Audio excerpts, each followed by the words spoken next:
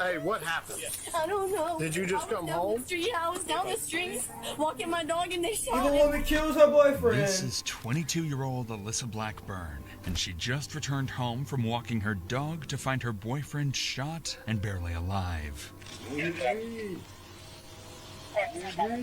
That's it. I don't know. I couldn't touch my kids. For real. When deputies arrived, Alyssa would initially claim his injuries were from a violent drive-by just minutes earlier. But it wouldn't take long for them to start noticing holes in her story. She's frantic. I think she knows more than what she is saying. I said the same thing. I was like, for all we know, she smoked his ass. What deputies didn't realize at the time was that Alyssa never walked her dog. In reality, she had been right there, witnessing the entire shooting up close. As the investigation began, detectives would uncover a meticulously planned homicide and a tragic conspiracy, with Alyssa right in the middle of it. First, they got a witness saying they observed a white male run out of the house with a gun. Why are you lying to me? You understand me? Stop. Don't start lying to me. He said, mother, I ain't gonna shoot you, I ain't gonna shoot you. And he was shooting him the whole time. And it was all over this damn female. It's all over a girl. You literally have one opportunity to talk about this, otherwise you are...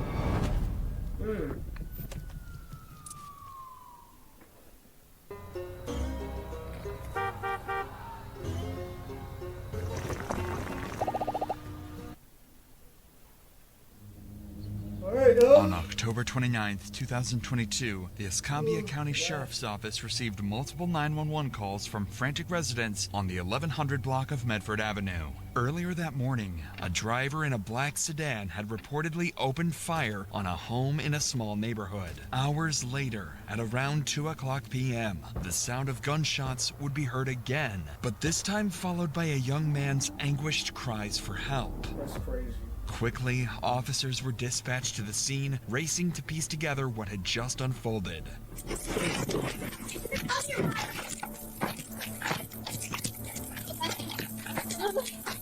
What we got? 331, we need EMS and route. Gunshot victim inside the house. Anybody else in here? No, my dog's in the bathroom. Please don't go in there. I got a chest seal. I'm gonna go get it. The first deputies on the scene arrived to find 26-year-old Jessica Hagan lying on the floor in a pool of blood, barely conscious, with bullet holes scattered throughout his body. This a violent scene. You said you got a chest seal? Yeah.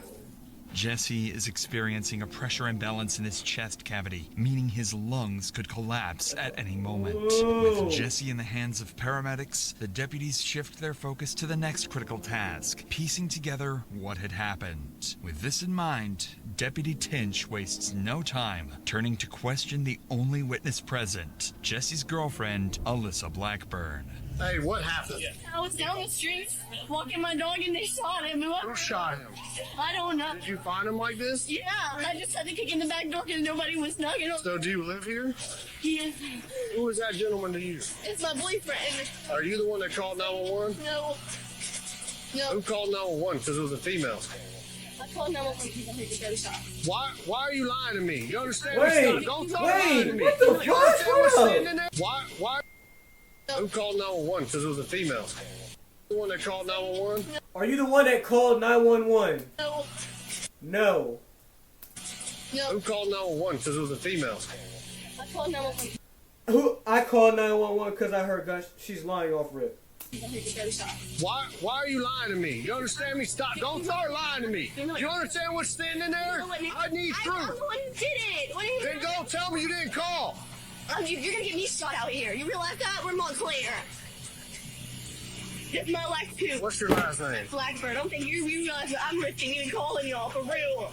Right away, Deputy Tinch grew suspicious after noticing a flaw in Alyssa's account of the 911 call. However, considering the chaos of the moment, he knew it was possible she could be in shock and that her memory was distorted. But unbeknownst to the deputy, Alyssa would go on to provide more misleading statements, making her story even more suspicious. What's worth noting is that situations like these can be especially traumatizing for everyone involved, including those watching at home, just like you. If you've ever felt that you need help with mental health, you should know that there are always people you can reach out to. That's why I'd like to thank BetterHelp, the sponsor of today's video. BetterHelp, I've yo. partnered with them to help provide you with an easy and simple solution to therapy. Therapy has helped me overcome my anxiety, manage my stress level, first month of therapy. With that said, let's get back to Alyssa. Even though her inaccurate account of the 911 call was suspicious, Deputy Tinch knew it could be due to her frantic condition. If anything, this just made him want to know more. Before you left to walk the dog, was he by himself? Yeah, no, there wasn't nobody else here. And he wasn't like that, right? No, he was not like that. He was fine. He was in the room. And he was not bleeding on the ground. Who else lives here? This is, I don't even know whose house this is. I just got here like 2 days ago. Real shit. I swear to God, I just moved here. All my stuff's in that back bedroom, but my dog's in there. According to Alyssa, the shooting occurred in the small window of time while she was walking her dog. But none of this would matter to her, as her boyfriend would be carried out in a stretcher unconscious. The glass, was it broken before you left? Was it out here when you left to walk the dog? Okay. Oh my God. Just step over here. Sure. It's likely Alyssa, in this moment, believed Jesse had passed away. First responders were using what's called a soft stretcher, not too different in appearance to a body bag used when the victim is dead. However, Jesse is still alive. He was suffering from multiple gunshot wounds and was slipping in and out of consciousness. He appeared to have been shot in the upper abdomen and leg and was in critical condition. As paramedics loaded Jesse into the ambulance, preparing to take him to the hospital, deputies could finally give Alyssa their full attention, as she was the only witness so far who could give them a lead. But soon, officers would begin to suspect that Alyssa wasn't the innocent victim she portrayed herself as. Did you get abused? I don't know, honey. I'm sure Oh my. he's talking to us, so yes, because he just gave us a bunch of information, okay? I don't want nobody to see me. Oh my I can God. see you, okay? Okay. Let's call your parents, okay? Due to Alyssa's seemingly frantic condition, deputies were unable to get any more information from her beyond what she had already recounted. So in an attempt to make sense of the situation, deputies on scene began sharing the information they had gathered, and they quickly started to notice some intriguing details. So I wonder if earlier there was a drive-by, this was Target House, and then maybe somebody came back. That's what I'm saying. Yeah, their case. Yeah, that's what I'm saying. Whoever either they busted up in the house or they know him and let him in the house. Yeah, but her time frame is way off, bro. That's the problem. Is she's like, I asked her who called. Hey there, you're listening to State of Survival Radio. Calling all survivors who can hear this, please. She's like, not me. I'm like, it was a female, honey. She was like, okay, I called. And then I said, stop fucking lying to me. This is serious. She's saying that she left to go walk the dog, came home to this. And the time frame is not 4 hours ago. Because she's saying she heard the shots. So it wasn't a... I guarantee you it was. We can find some cameras. Clearly, Alyssa's story wasn't adding up, and despite her exaggerated crying, officers were growing more convinced that she might have somehow been involved. But without definitive evidence to prove her role in the crime, these suspicions would remain as just that, suspicions, for now. So, officers, determined to find something concrete, would begin searching the neighborhood. That's when Deputy Brissette encountered a neighbor who would claim to have seen everything. I heard 2 gunshots about 10 o'clock this morning, and I saw a little black car. But, come and go and come back, you know. I don't know if they had anything to do with it, but it was like they just took off from right over here. Did you hear some gunshots? Yeah, I heard 4 of them. Over here? I just seen a black boy and a white boy just get in the car, and I seen the white boy come out with the gun in his hand. What kind of vehicle? It's like a beat-up, old-school-looking Toyota Camry. And he came out the door, he said, I told them, just don't want to play with me. Was it a black boy or a white boy that got shot? White guy got shot. Ooh, the one that lived there. The tattoos? Yeah. Yeah, that's who. They always going I back and forth. With different people? Mm-hmm. Okay. Yeah. Have you ever seen that car in the area before, that white guy? Always there. The camera's always there? Yeah. What these witnesses just revealed was critical. According to them, shortly before the shooting, a beat-up Toyota Camry pulled into the driveway of Alyssa's house. Two men stepped out, one white, one black, and made their way towards the home. Additionally, one witness noticed something even more alarming. The white male was armed, and moments after they entered the house, gunfire erupted, echoing throughout the neighborhood. With this new information at hand, deputies could finally narrow their focus to two prime suspects, who for now would remain unidentified. As for Alyssa, her role in the investigation was still unclear. It still made no sense why she felt the need to lie about her story. And given Alyssa's emotional state, it was impossible to get anything valuable out of her. So her parents were allowed on the scene to help her calm down. In the meantime, deputies would notice the biggest flaw in Alyssa's story yet. She was in that fucking house when it happened. So she did it? No.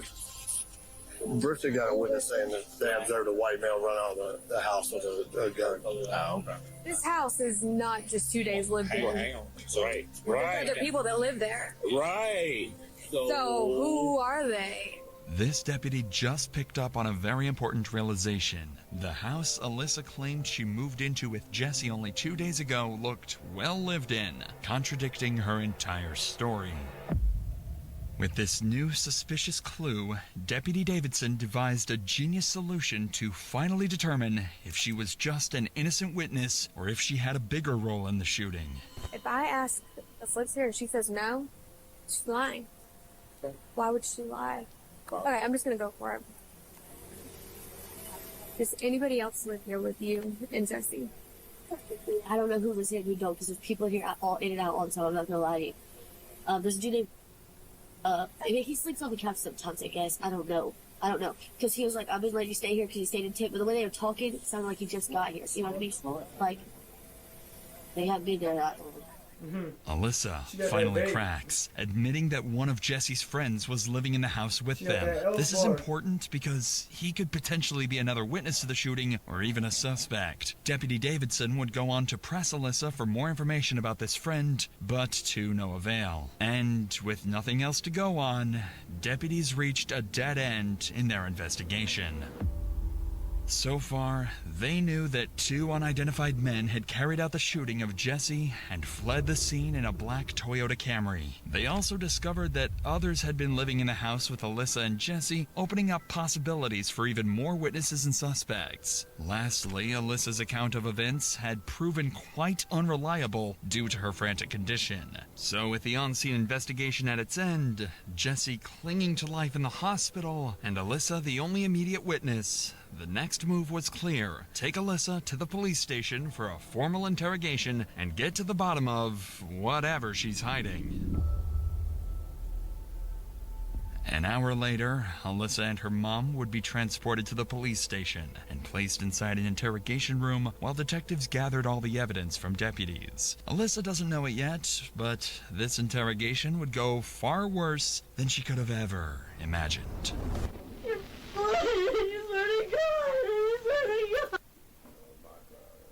we go. The waterworks. Meet the new standard in sleep. This is Pod 4 Ultra. It's not a bed. Don't touch me! Don't you touch me! There's no reason not to talk to us about stuff. There's a camera in here. There's audio in here. We hear everything. Yeah. There's no reason they have to talk to us about stuff. You're right. Alyssa realizes she's being recorded and immediately makes her mom aware. It's clear this isn't her first time in an interrogation room. Unfortunately for her, the cameras would turn out to be the least of her worries. Detectives would walk into the room with a clear plan in mind, figure out why Alyssa lied. If they can press her on the details, she might slip, giving them a real shot at actually solving the case. David Preston, you know David? How do you know him? Experience. Experience? Yes. I got in trouble. Only 2 times I've been in trouble. I didn't want to be really. Gotcha. Oh. Well, I'm investigating Martinez. I work with David, so I know. Yeah. That being said, we want to get some information as far as like how long you guys been living there, who lives there. 2 days, 2-3 days. We just got there. I haven't, like, if I had my phone, I'd tell you exactly, but they wouldn't let me get my phone. Okay. I know, but it wasn't in, I can't remember where it was, but. Okay. And the only reason I'm asking is because, like I said, we have to get a search warrant in order to get the house. Okay.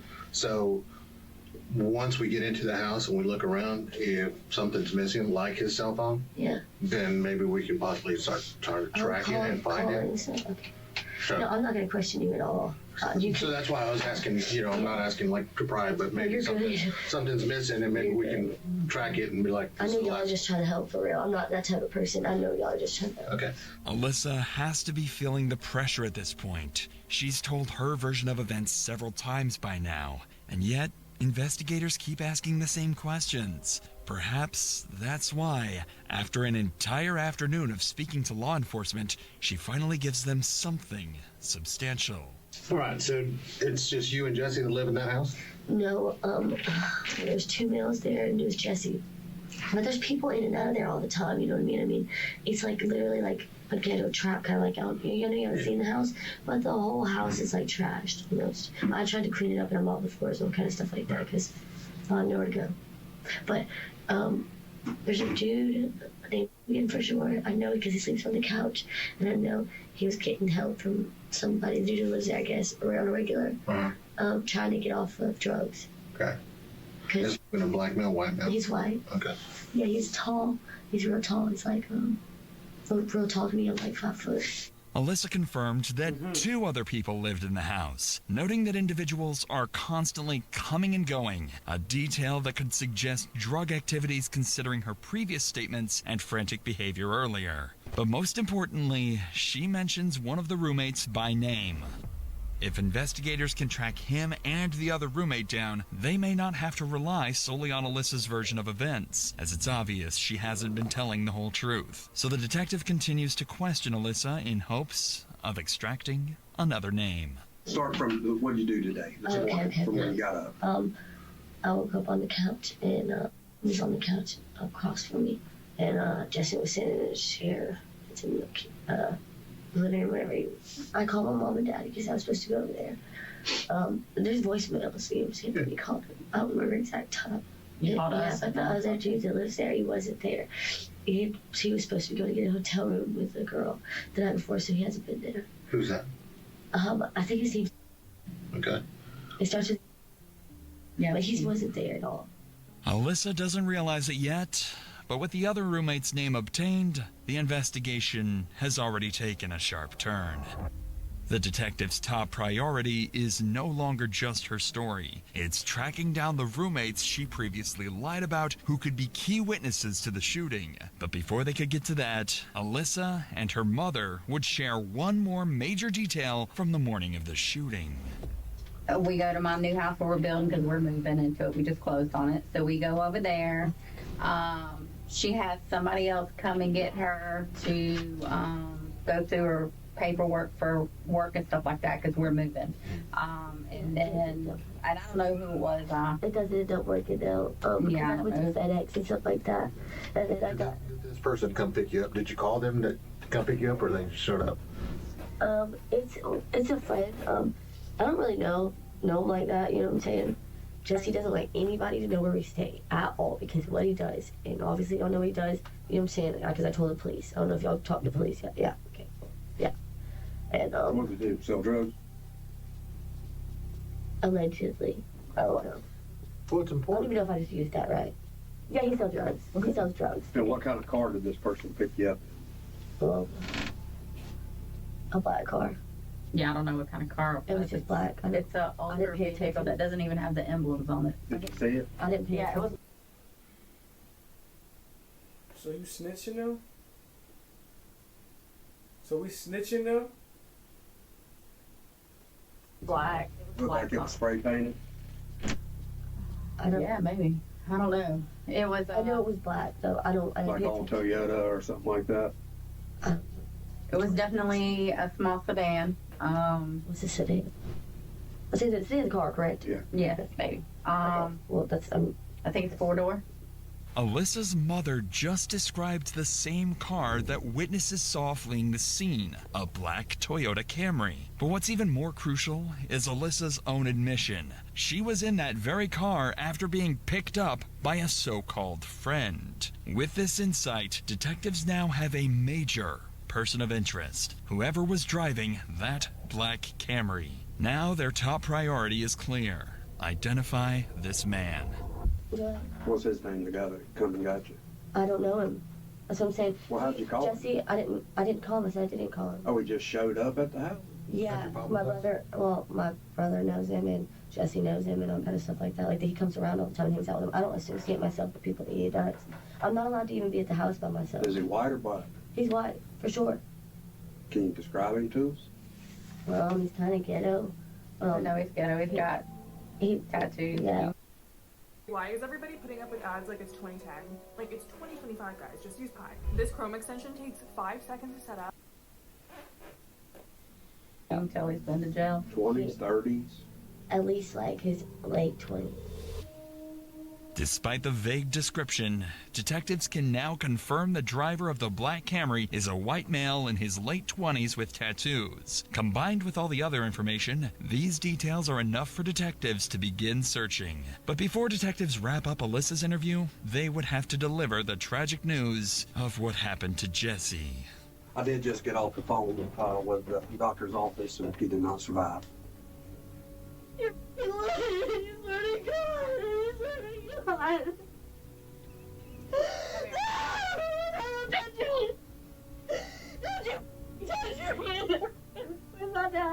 Why is not here? We can't leave. God, he didn't. You swear to God! Jesse Gehagen had died. Alyssa seemed truly upset at this news, even though she almost certainly expected his death, as detectives would come to find out eventually. But while it's not officially confirmed, all signs point to one chilling reality. This is, most likely, all an act, and it would be revealed soon. Yeah, we can get you out of here. Raise your right hand. Somebody killed your boy. Yeah, I called the police. I tried to save his life. I tried to make him do better, bro. I tried. I'm the only one who can think about it. No, I'm being serious. You don't get it. Don't let nobody. I'm the only one who called the police when he overdosed. Twice, not even his mom and dad. All by myself. Look, y'all gonna stop opening my door thinking that shit funny, but that shit not funny. I hate that, bro. That was me. I know it was. No,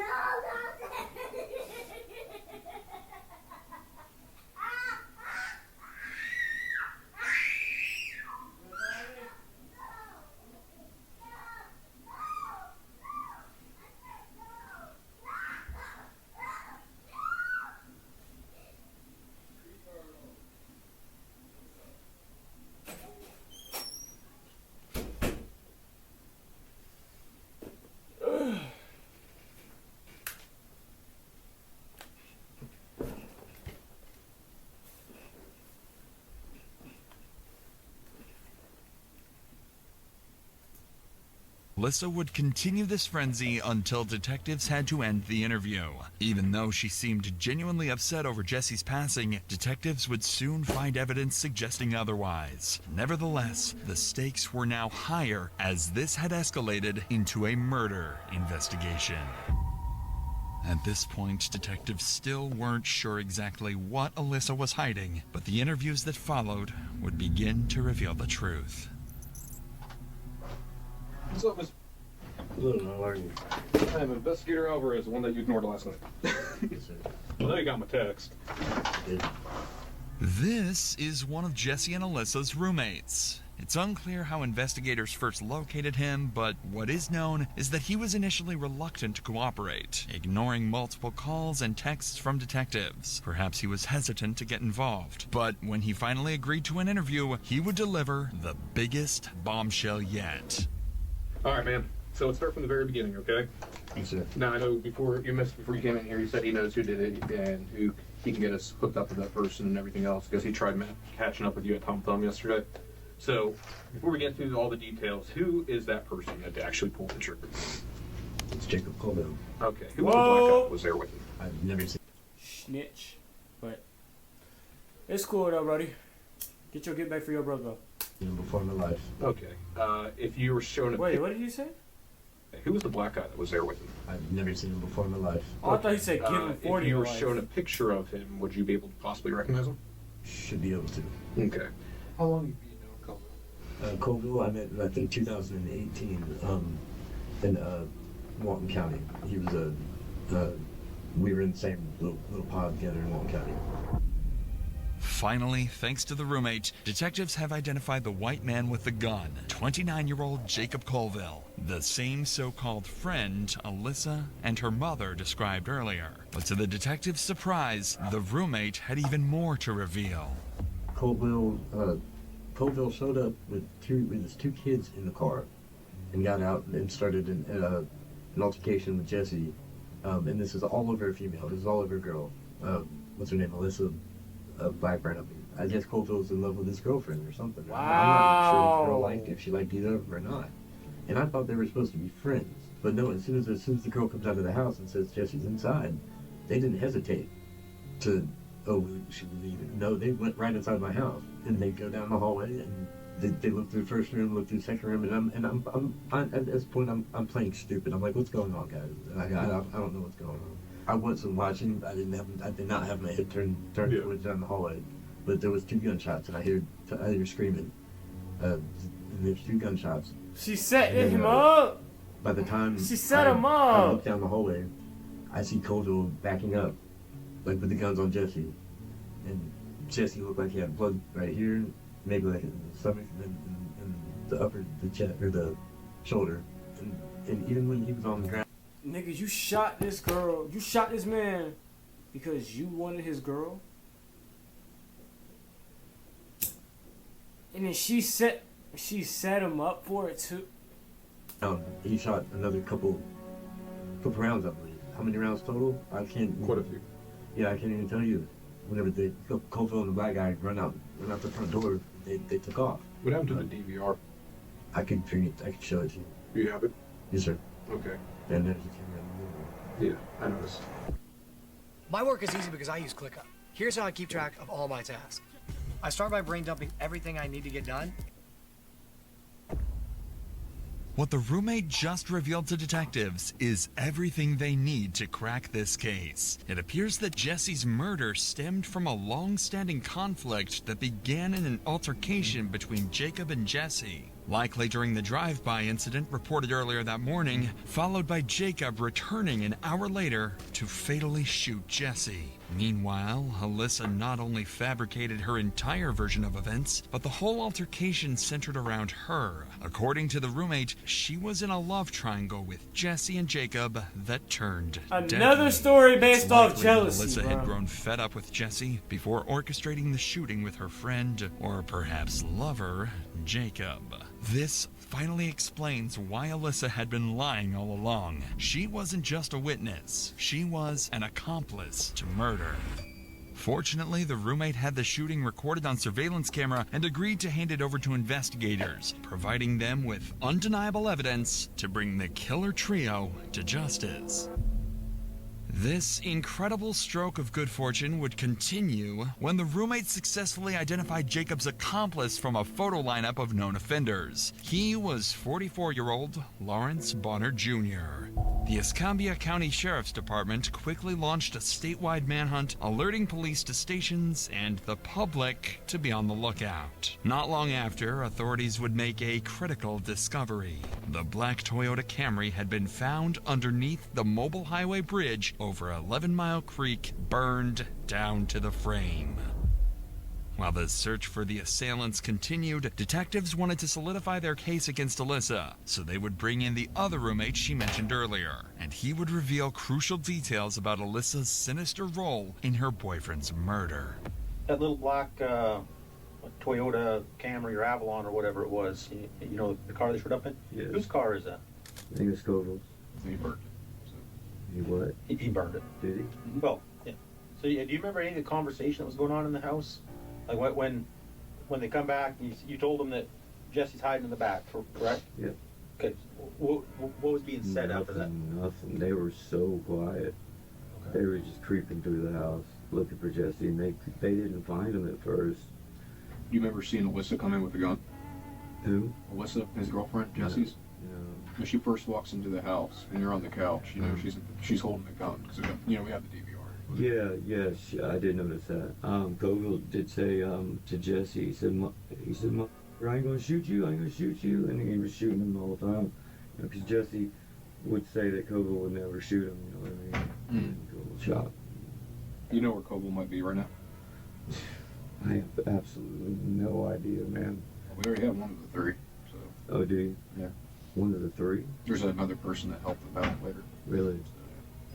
At this point, detectives had multiple statements from both roommates that not only implicated Alyssa, but also discredited her alibi of being somewhere else at the time. Combined with video evidence showing her holding a gun inside the house before the shooting, there was no denying that Alyssa was certainly involved in the murder of Jesse Gahey. Evil world we live in, bro. This is an evil While world detectives we live in. were wrapping up the roommates' interview, one of the killer trio, Lawrence Bonner, was arrested after deputies surrounded his residence. He was brought into the interrogation room directly across from this one. Detectives didn't waste any time with Bonner and would immediately confront him with video evidence to make him give up Jacob's location. We want to know why he reached out to you, what he told you, because we already know you participated there. We know you didn't pull the trigger.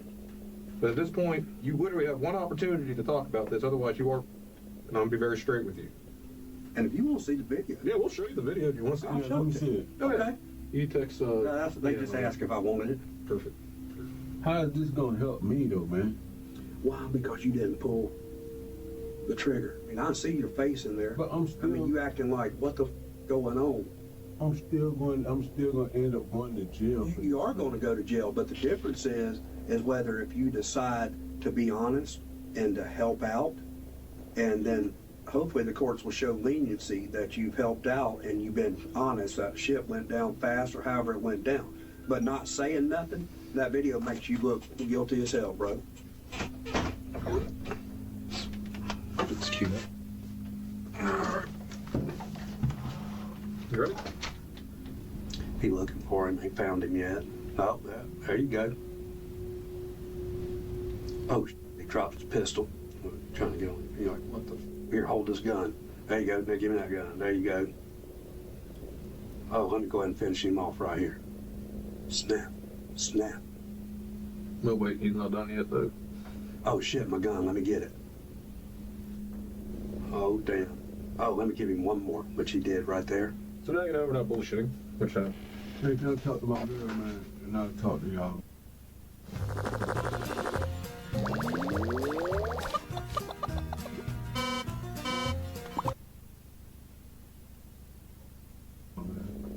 Now that Bonner understands the gravity evil of his world we live in, bro. situation, There's no way she he really did agrees that. to share everything he knows Set that with nigga the up like that. detectives, starting with what the three of them did to Jesse. I really don't know. But you know him by sight. You've seen him around. I seen him around. You know, he offered me a ride.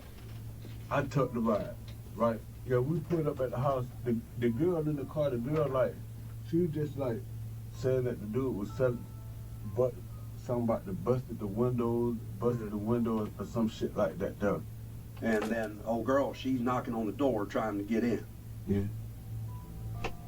And then she comes back to the car. And she throws something in the car, and then she goes and walks her little dog. And then the rest of it's self-explanatory. We see the shots that happen and all that. Y'all walk back outside, and y'all get in the car. And where's the girl? Does she get in the car with y'all? Yeah, she had them ran up. Okay.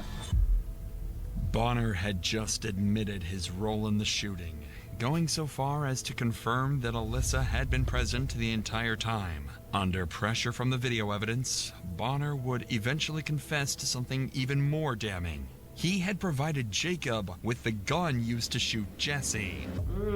With that admission, Bonner officially became an accomplice to murder. Investigators would wrap up Bonner's interrogation and book him into jail. One member of the killer trio was down, 2 more to go. A week later, on November 5th, authorities tracked down Jacob Colville in Eustis, Florida, attempting to evade capture disguised in a wig, glasses, and makeup. But his cover didn't last long. An officer recognized him, initiated a traffic stop, and took him into custody. When finally apprehended, Colville was found with a loaded handgun and drugs in his car. He would reportedly state, "I don't regret it," when inquired about the murder. As for Alyssa, a warrant for her arrest was issued, and she was quickly apprehended, held in county jail without bond. And she was heard about the murder. I don't regret it. This nigga don't give a fuck. As for Alyssa, a warrant for her arrest was issued, and she was quickly apprehended, held in county jail without bond. While the killer trio's exact motives remained unclear, investigators determined that Colville, Blackburn, and Bonner were driven by a mix of personal vendetta and criminal intent. Their actions were likely tied to drug dealings and internal betrayals within their circle, leading them to see Jesse Gahagan as a liability that needed to be eliminated. Nearly 2 years later, in June 2024, Colville was sentenced to life in prison for the first-degree premeditated murder of Jesse Gahagan. Meanwhile, Lawrence Bonner and Alyssa Blackburn were also charged as principals to first-degree murder. As of this writing, both remain in jail awaiting trial. If convicted, they too will likely face life in prison with Fucking sick-ass people. It should never have to get to the point where you have to kill somebody, bro.